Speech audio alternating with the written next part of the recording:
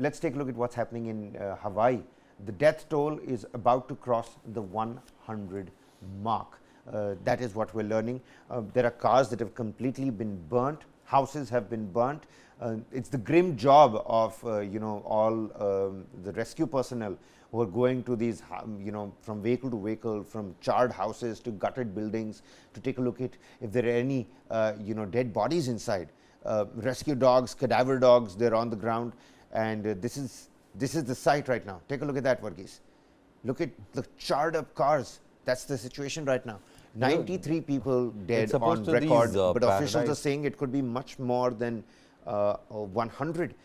These are the Hawaiian wildfires.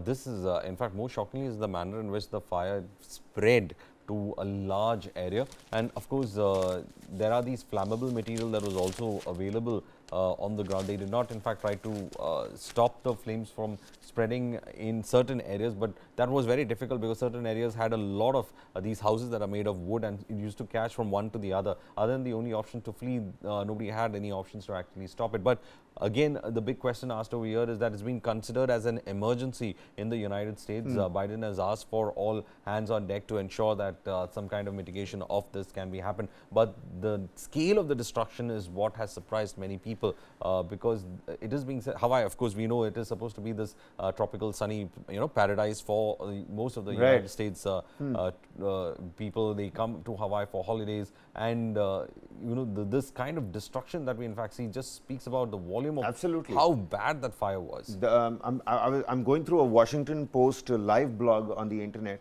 It says search and rescue is completely arduous in Maui, where the maximum brunt of destruction is being felt, where the wildfires have in fact killed 93 people. Look at the cars, Varghese. It looks like straight out of ruins of a war-like scenario. You'd never know this is a wildfire that has led to something like this. Locating humans remains. Human remains, beg your pardon. Locating human remains has been a slow and arduous process in Maui, where at least 93 people have died in blazes that tore through the island. The deadliest United States wildfires in more than a century. The ground still has hot spots. Well, we're also going to talk about this. In fact, they just show the at 11:30 today, we're going to do an expansive show again, bring on experts, voices from the United States again, even as these rescue operations that we're taking a look at.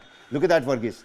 The smoke that is generating from it, from the wildfire. And it's how do you douse such a huge fire? That's the bigger question. It's a very big question. They've been trying to aerially douse it. They've been trying to do it, but they have been unable to carry on with it as effectively as possible because the fire had gone out of control to a large extent.